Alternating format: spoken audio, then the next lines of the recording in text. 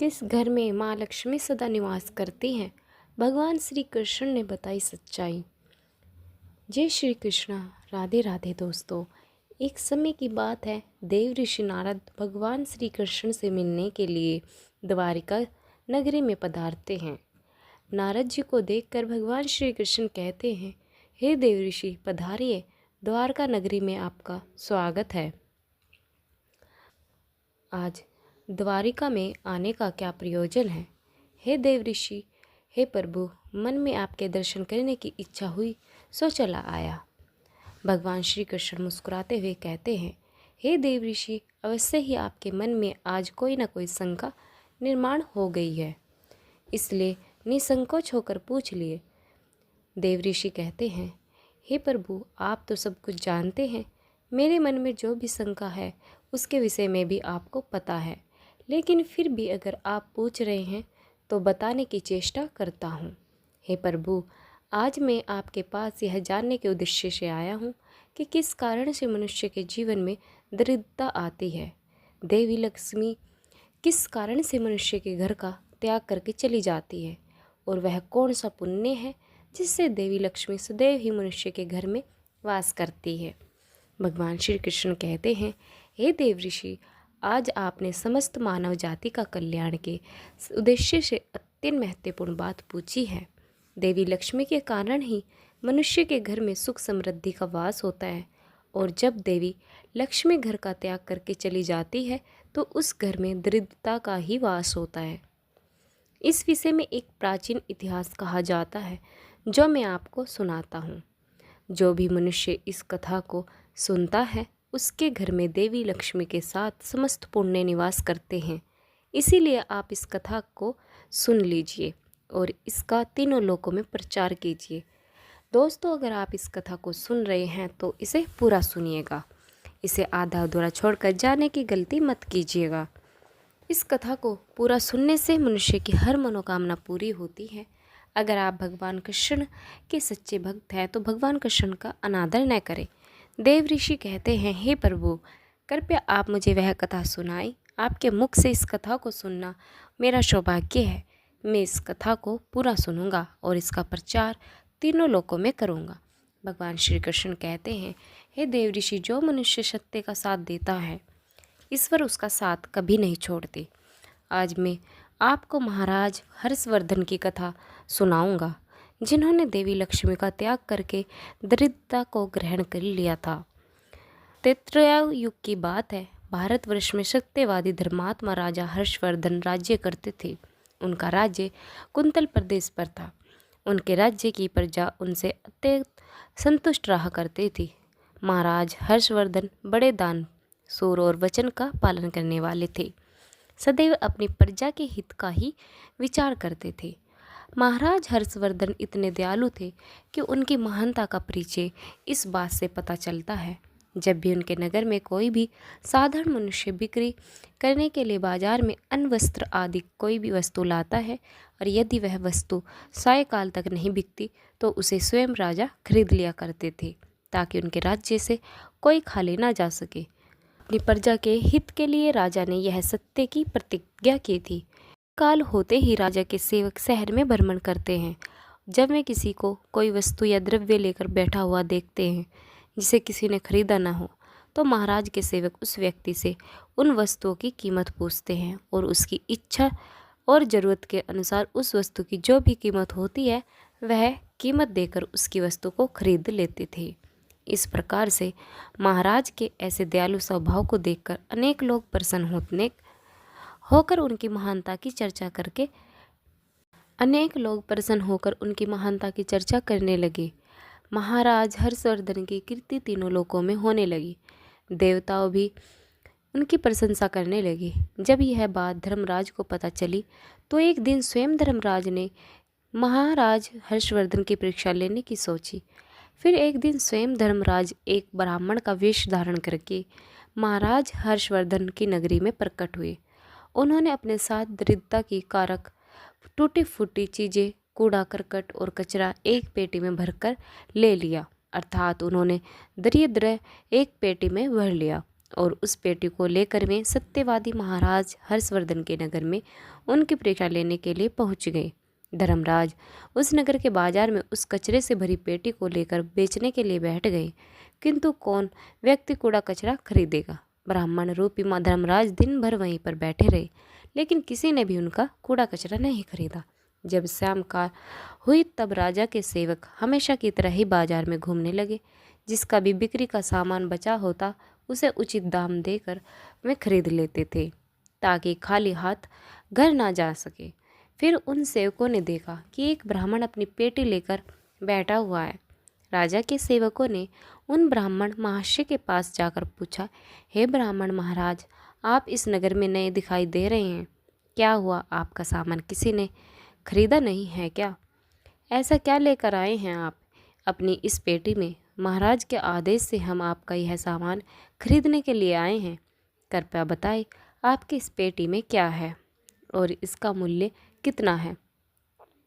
तब उस ब्राह्मण ने कहा, सैनिकों में इस पेटी में द्रव्य लेकर आया हूँ, अर्थात कूड़ा करकट भर कर लाया हूँ। इसका मूल्य 1000 स्वर्ण मुद्राएं है। उस ब्राह्मण के ऐसे विचित्र वचन सुनकर वे सभी सैनिक हंसने लगे और फिर उन्होंने उस ब्राह्मण से कहा, हे ब्राह्मण, आपकी पेटी में कूड़ा भरा हुआ है, इसे कौन लेगा? इसका मूल्य तो 1 पैसा भी नहीं है। फिर उस ब्राह्मण ने कहा, हे सैनिकों, यदि इसे कोई नहीं लेगा तो मैं इसे वापस अपने घर लेकर जाऊंगा। मैंने तो सुना है कि आपके महाराज यहाँ से किसी भी व्यापारी को खाली हाथ वापस नहीं जाने देते, उसका सारा द्रव्य खरीद लेते हैं। लगता है मैंने आपके महाराज के बारे में झूठ सुना है। उस ब्राह्मण की ऐसी बातें सुनकर राजा के सेवकों ने कहा, हे ब्राह्मण, आपने सही सुना है। हमारे महाराज किसी भी व्यापारी को खाली हाथ घर नहीं भेजते, उसका सारा माल खरीद लेते हैं। इसलिए तुम थोड़ी देर रुको, हम अभी महाराज के पास जाकर आते हैं। फिर उनमें से एक सेवक महाराज हर्षवर्धन के पास जाता है और उनसे कहता है, हे महाराज, आज हमारे नगर के बाजार में एक ब्राह्मण आया है। वह बड़ा ही विचित्र है।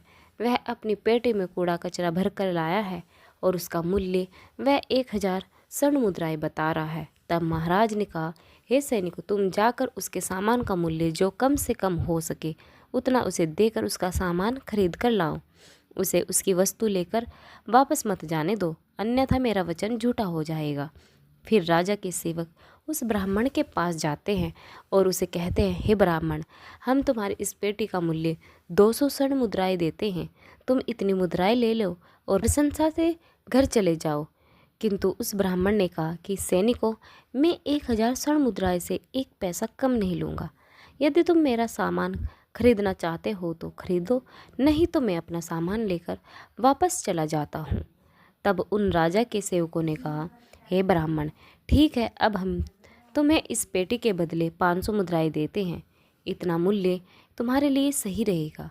लेकिन फिर भी वह ब्राह्मण नहीं माना, 4 स्वर्ण मुद्राएं पर ही अड़ा रहा और कहने लगा, मेरा सामान लेना है तो ले लो, नहीं तो मैं चला जाता हूँ। तब फिर से वह सैनिक लौटकर राजा के पास जाता है और उनसे कहता है, हे महाराज, उस ब्राह्मण को हमने 500 मुद्राएं देने की कोशिश की, किंतु वह फिर भी नहीं माना। उसकी पेटी में कचरा और दरिद्र भरा पड़ा है, लेकिन फिर भी वह 1000 मुद्राएं मांग रहा है। हे महाराज, आपको उसका कचरा 1000 मुद्राओं में नहीं खरीदना चाहिए। महाराज हर्षवर्धन कहते हैं, हे सैनिकों, यह मेरे सत्य की प्रतिज्ञा है। मैं किसी भी व्यक्ति को अपने राज्य से खाली हाथ नहीं जाने दे सकता। हम सत्य का त्याग कभी नहीं करेंगे। इसलिए तुम लोग जाओ और वह ब्राह्मण जो कीमत कह रहा है उसमें उसकी वस्तु को खरीद कर ले आओ। इसमें संकोच मत करो। फिर वह सिपाही ब्राह्मण के पास लौट कर आ गए। उन्होंने उस ब्राह्मण को 1000 स्वर्ण मुद्राएं दी कि दरिद्र से भरी हुई पेटी ले ली। वह ब्राह्मण मुद्राएं लेकर चला गया और फिर सिपाही उस दरिद्र से भरी पेटी को लेकर राजमहल में लौट आए। फिर महाराज ने उस पेटी को राजमहल के अंदर रखवा दिया। रात्रि में जब सोने का समय हुआ तब महाराज के राजमहल के द्वार से एक अत्यंत सुंदर स्त्री निकली। उस स्त्री के 4 हाथ थे, हाथों में कमल पुष्प थे। उस सुंदर स्त्री ने नाना प्रकार के आभूषण धारण किए हुए थे। महाराज राजमहल के बाहर बैठे हुए थे। जब महाराज ने उस अत्यंत सुंदर स्त्री को देखा तो महाराज आश्चर्य में पड़ गए और उन्होंने उस स्त्री से पूछा, हे देवी, आप कौन हैं और इस रात्रि के समय में आप यहाँ पर क्या कर रही हैं? आप कहाँ से आ रही हैं और कहाँ पर जा रही हैं? महाराज की ऐसी बातें सुनकर वह स्त्री बोली, हे राजन, मैं तुम्हारे राज्य की लक्ष्मी हूँ। आप सत्यवादी धर्मात्मा हैं, इसी कारण से आपके राजमहल में निवास करती हूँ। किंतु आज आपके राजमहल में दरिद्रता आ गया है और जहाँ पर दरिद्रता रहता है उस स्थान पर लक्ष्मी निवास नहीं करती। आज आपने एक पेटी में भरा दरिद्र अपने घर में रखा है, इसलिए अब मैं यहाँ से जा रही हूँ। तब महाराज हर्षवर्धन ने हाथ जोड़कर प्रणाम करके देवी लक्ष्मी से कहा, हे माँ लक्ष्मी, आपकी जैसी इच्छा। मैं अपने वचन और प्रतिज्ञा से बंधा हुआ हूँ। मैं अपना वचन नहीं तोड़ सकता। इस कारण मैं उस दरिद्रता से भरी पेटी को लेने से मना नहीं कर सकता था। कृपया आप मुझे क्षमा कीजिए। तब देवी लक्ष्मी महाराज के राजमहल का त्याग करके चली जाती है। थोड़ी देर बाद राजा ने एक बहुत ही सुंदर युवा पुरुष को राजमहल के दरवाजे से निकलते देखा। तो महाराज ने उससे पूछा, हे देव, आप कौन हैं? यहाँ पर कैसे आए और आप कहाँ जा रहे हैं? उस सुंदर पुरुष ने कहा, हे राजन, मेरा नाम दान है। आप सत्यवादी धर्मात्मा हैं। मैं सदैव धर्म का पालन करते हैं, इसी कारण मैं आपके राज्य महल में निवास करता था। किंतु अब देवी लक्ष्मी आपके राजमहल को त्याग कर चली तो के बिना आप दान कहाँ से करेंगे? इसलिए मैं भी आपको छोड़कर जा रहा हूँ। तब महाराज हर्षवर्धन बोले, हे देव, ठीक है, जैसी आपकी इच्छा। आप भी जा सकते हैं, किंतु मैं अपने वचन को तोड़ नहीं सकता। फिर वह दान भी महाराज को छोड़कर चला जाता है। उसके बाद अन्य एक सुंदर पुरुष राजमहल से निकलता हुआ दिखाई पड़ा। तब महाराज ने उससे पूछा, हे देव, आप कौन हैं और कहाँ जा रहे हैं? तब उस पुरुष ने कहा, हे राजन, मैं यज्ञ हूँ। आप सत्यवादी धर्मात्मा हैं। आप सदैव दान धर्म करते थे, इसी कारण से मैं आपके राज्य में निवास करता था। किंतु अब लक्ष्मी और दान आपका घर छोड़ चुके हैं तो मैं भी जा रहा हूँ कि लक्ष्मी के बिना यज्ञ नहीं किया जा सकता और दान के बिना यज्ञ संपन्न नहीं हो सकता। इसलिए मैं आपका त्याग करके जा रहा हूँ। महाराज हर्षवर्धन ने कहा, हे देव, ठीक है, जैसी आपकी इच्छा। आप भी जा सकते हैं, किंतु मैं अपने वचन का त्याग नहीं करूँगा। फिर वह यज्ञ भी राजमहल को छोड़कर चला जाता है। फिर कुछ समय बाद अन्य एक अत्यंत सुंदर पुरुष राजमहल से जाता हुआ दिखाई देता है। तो राजा ने उसे भी पूछा, हे महाशय, आप कौन हैं और राजमहल छोड़कर क्यों जा रहे हैं? तब उस पुरुष ने कहा, हे राजन, मैं यश हूँ। आपके पुण्यों के कारण मैं आपके घर में निवास कर रहा था, किंतु अब आपके यहाँ से लक्ष्मी, दान, यज्ञ आदि सब चले गए हैं, तो उनके बिना आपको यश की प्राप्ति नहीं हो सकती। इसी कारण मैं भी यहाँ से जा रहा हूँ। तब राजा ने उसे भी नमस्कार किया और आदर पूर्वक जाने दे दिया। फिर उसके बाद अन्य एक अत्यंत सुंदर स्त्री राजमहल से निकली, जिसने सुंदर वस्त्र परिधान किए हुए थे। उसे देखकर राजा ने पूछा, हे देवी, आप कौन हैं और आप किस कारण से मेरे राज्य महल को त्याग कर रही है? तब वह स्त्री बोली, हे राजन, मैं कीर्ति हूँ। लक्ष्मी, दान, यज्ञ और यश ने भी आपका साथ छोड़ दिया है, तो उनके बिना मैं भी आपके राजमहल में नहीं ठहर सकती, इसलिए मैं भी जा रही हूँ। तब राजा ने उसे भी जाने दिया। फिर अंत में एक अत्यंत सुंदर पुरुष राजमहल से निकला और उसे देखकर राजा ने पूछा, हे देव, आप कौन हैं और आप भी हमारे राजमहल को छोड़कर क्यों जा रहे हैं? तब उस पुरुष ने कहा, हे राजन, मैं सत्य हूँ। आप एक सत्यवादी धर्मात्मा राजा हैं, इसलिए मैं आपके यहाँ निवास करता था, किंतु अब आपके यहाँ से लक्ष्मी, दान, यज्ञ, सब यश, कीर्ति आदि सभी चले गए, तो मैं भी यहाँ से जा रहा हूँ। तब महाराज हर्षवर्धन ने कहा, हे सत्य, आप भी मेरा त्याग कर रहे हैं, किंतु मैंने तो आपका कभी त्याग ही नहीं किया। आपका त्याग ना करने के कारण ही सभी मुझे छोड़कर जा रहे हैं, इसलिए आप मुझे छोड़कर कैसे जा सकते हैं? मैंने अपने सत्य वचन का पालन करने के लिए ही दरिद्रता को अपने घर में रखा था। मैंने संसार के कल्याण के लिए यह वचन दिया था कि मेरे राज्य से कोई भी खाली हाथ नहीं जाएगा। जो भी मेरे राज्य में कोई वस्तु बेचने आएगा, यदि उसकी वस्तु कोई नहीं खरीदेगा तो मैं खरीदूंगा। इसलिए मैंने अपने सत्य वचन का पालन करने के लिए उस ब्राह्मण को 1000 स्वर्ण मुद्राएं देकर उससे दरिद्रता खरीद ली। उसी दरिद्र की पेटी के कारण देवी लक्ष्मी ने आकर मुझसे कहा कि मैं उस स्थान पर निवास नहीं करेंगी जिस स्थान पर दरिद्र रहते हैं, और देवी लक्ष्मी के जाते ही यज्ञ, दान, यश, कीर्ति सब मुझे छोड़कर चले गए। मेरे सत्य वचन का पालन करने के लिए ही मैंने उन सभी को जाने दिया, और आप भी मुझे छोड़कर जा रहे हैं। महाराज हर्षवर्धन की बात सुनकर वह सत्य बोला है, हे राजन, यदि आपके मेरे लिए ही इन सब का त्याग किया है तो ठीक है, मैं आपका राजमहल छोड़कर नहीं जाऊंगा। आप सचमुच बड़े पुण्यात्मा और सत्यवादी हैं, इसलिए अब से मैं आपके राजमहल में ही निवास करूंगा। और वह सत्य फिर से राजमहल में लौट गया। उसके थोड़ी ही देर बाद एक सुंदर स्त्री लौट कर आई। उसे देखकर राजा ने पूछा, हे देवी, आप कीर्ति हैं, अभी आप मुझे छोड़कर चली गई थी, तो फिर आप वापस क्यों लौट कर आई? तब कीर्ति ने कहा, हे राजन, मुझे क्षमा करो, मैं लक्ष्मी, यज्ञ, दान, यश के बिना तो रह सकती, किंतु सत्य के बिना नहीं। इसीलिए जहाँ सत्य रहेगा मैं भी वहीं रहूँगी। फिर राजा ने कीर्ति का स्वागत किया और वह राजमहल में चली गई। फिर यश वहाँ पर लौट कर आया। राजा ने पूछा, हे महाशय, आप तो यश है, आप मुझे छोड़कर चले गए थे, फिर लौटकर क्यों आ गए हो? तब उस पुरुष ने कहा, हे राजन, कोई राजा कितना ही बड़ा दानवान हो, दान सूत्र हो, किंतु सत्य के बिना उसे यश प्राप्त नहीं हो सकता। इसलिए जहाँ पर सत्य विराजमान रहता है मैं भी वहीं पर रहता हूँ। सत्य के बिना मैं नहीं रह सकता। ऐसा कहकर फिर यश ने राजमहल में प्रवेश किया। उसके कुछ क्षण बाद यज्ञ भी लौट कर आ गया। राजा ने उससे भी पूछा, हे महाशय, आप क्यों लौट कर आ गए? तब यज्ञ ने कहा, हे राजन, कोई कितना भी लक्ष्मीपति हो, दानशील क्यों ना हो, किंतु बिना सत्य के यज्ञ शोभा नहीं देता। आप में सत्य विराजमान है, इसीलिए मैं भी आपके पास ही रहूँगा। इतना कहकर यज्ञ भी राजमहल में वापस लौट गया। उसके कुछ क्षण बाद दान भी वापस आ गया।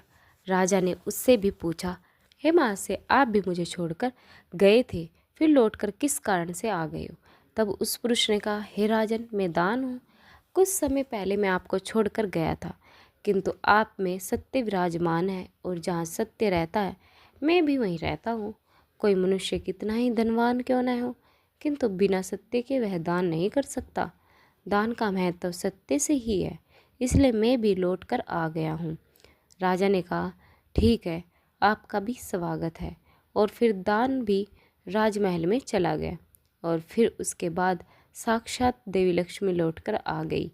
राजा ने पूछा, हे माँ लक्ष्मी, आप वापस क्यों आ गई हो? आप तो मुझे छोड़कर चली गई थी। तब देवी ने कहा, हे राजन, यह आपके सत्य की परीक्षा थी। आपके यहाँ पर यश, दान, यज्ञ और सत्य सभी निवास करते हैं, और लक्ष्मी के बिना सभी विफल हो जाएंगे। इसलिए मैं आपके सत्य धर्म का रक्षा करूँगी। तब राजा ने कहा, हे माँ लक्ष्मी, मेरे यहाँ पर तो दरिद्रता से भरी हुई पेटी है। जहाँ दरिद्रता रहता है वहाँ पर आप कैसे निवास कर सकती हैं? तब देवी लक्ष्मी ने कहा, राजन, मेरी कृपा से वह दरिद्रता से भरी पेटी भी स्वर्ण और रत्नों से भर जाएगी। और इतना कहकर माँ लक्ष्मी भी राजमहल में प्रवेश करती हैं। माँ लक्ष्मी के प्रवेश करते ही वह पेटी में भरा कूड़ा रत्न और स्वर्ण के आभूषण में बदल जाता है। इसके बाद कुछ समय के पश्चात स्वयं धर्मराज ब्राह्मण के रूप में राजमहल में आ गए। तब राजा ने उनसे पूछा, प्रिय, आप कौन हैं? आपने तो मेरा त्याग नहीं किया था, फिर आप यहाँ पर कैसे आ गए? तब उस ब्राह्मण ने कहा, हे राजन, मैं साक्षात धर्म हूँ। मैं ही ब्राह्मण का रूप धारण करके आया था, और मैंने ही स्वर्ण मुद्राएं के बदले तुम्हें दरिद्रता दिया था, किंतु तुमने अपने सत्य के बल से मुझे जीत लिया। इसलिए अब मैं तुम्हें वरदान देने के लिए आया हूँ। बताओ, मैं तुम्हें कौन सा वरदान प्रदान करूँ? इतना कहकर धर्मराज ने अपना मूल स्वरूप धारण किया। तब राजा हर्षवर्धन ने कहा, हे धर्मराज, आपके दर्शन करने में मैं धन्य हूँ। कृपया आप अपनी कृपा सदैव मुझ पर बनाए रखें, और मुझे कुछ नहीं चाहिए। फिर धर्मराज ने राजा को आशीर्वाद दिया और उस स्थान से अंतर्ध्यान हो गए। भगवान श्री कृष्ण कहते हैं, देव ऋषि, इस प्रकार से अपने सत्य धर्म के कारण ही महाराज ने सभी पर विजय प्राप्त की थी। इसलिए मनुष्य को कभी भी सत्य का अनादर नहीं करना चाहिए, हमेशा सत्य का पालन करना चाहिए। जो सत्य की राह पर चलता है उसके पास लक्ष्मी, दान, यज्ञ, कीर्ति और निवास करते हैं। तो दोस्तों, इस प्रकार से भगवान श्री कृष्ण ने नारद जी को अत्यंत महत्वपूर्ण ज्ञान दिया है। आपको यह कथा कैसी लगी कमेंट करके अवश्य बताएं, और अगर वीडियो अच्छी लगी तो लाइक शेयर ज़रूर करें। वीडियो सुनने के लिए आप सभी का बहुत बहुत धन्यवाद।